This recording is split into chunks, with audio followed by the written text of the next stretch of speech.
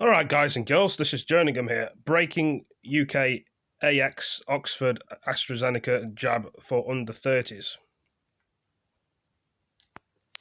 Yes, it all comes down to risk and benefit. Now, clearly, older people are at much higher risk of dying from COVID. For them, they can take the risk of a blood clot because it is still extremely rare, just 4 in a million or so. So the risk of COVID is much, much higher. But of course, younger people, those in their 20s, the risks of dying are very low indeed.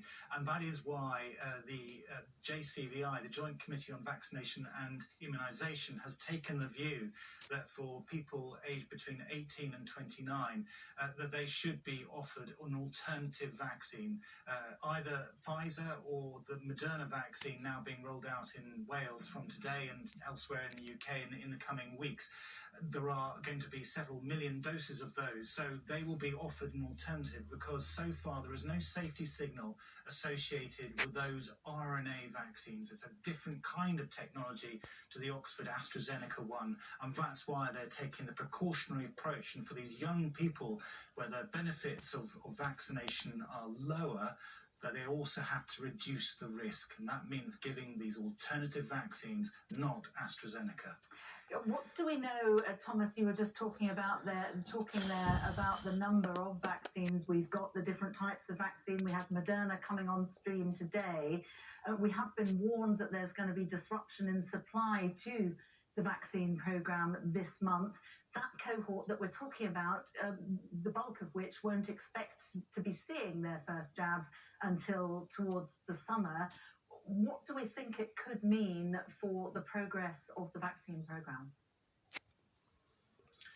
Well, certainly there's potential that it will be delayed by a few weeks. And yes, these people in their 20s would have been the last to receive the vaccinations because we're still going down the age bands over the weeks. Now, there's nobody due to receive their first doses in April because there's already been a supply issue with the vaccines. But things will pick up again from May and begin to be rolled out. But you can expect that the government's target of reaching everybody by the end of July may now have to be pushed back into August if there is a problem. Now, they will, I'm sure, say that as long as all the pharmaceutical companies are able to deliver their doses on time, then they should be okay, because there will be other vaccines due to come on stream, not least the one from Johnson & Johnson, which is a single dose, but also one from Novartis. So the medicine cabinet of vaccinations is going to increase, and that will help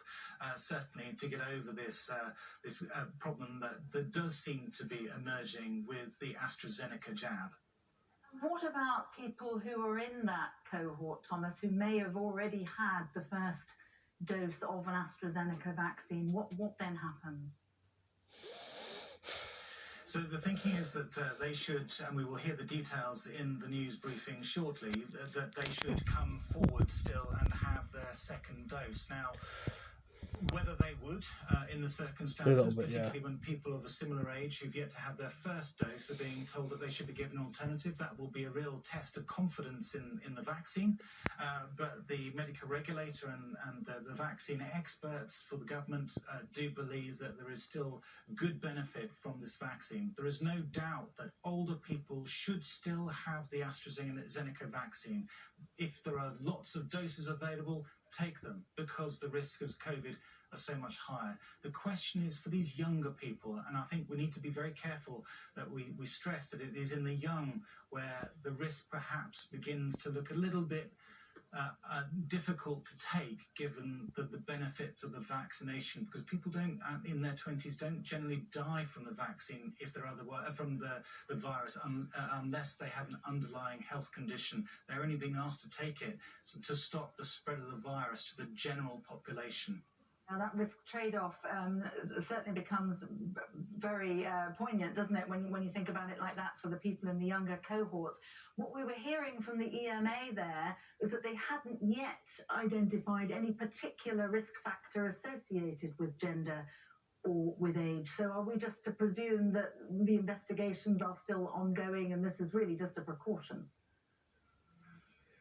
it is a precaution, and they don't really understand what's going on. They have found some evidence of antibodies in the blood that are associated with other clotting disorders. Now, is that an immunological consequence of vaccination? We don't know, but it is a possible causative link with the vaccine, and that's why people are being extremely cautious. And certainly we've heard from the German authorities that there is this association with young women, and as a precaution, the French, the Germans, they've all, the Canadians rather, they've all taken the view that just to be sure, just to be safe, they are not going to give the AstraZeneca people even to the middle-aged. Now, here in the UK, the decision has been to set the bar at a lower age band, at the age of 30. So it is definitely a split, if you like, within Europe on the evidence and just what action they need to take.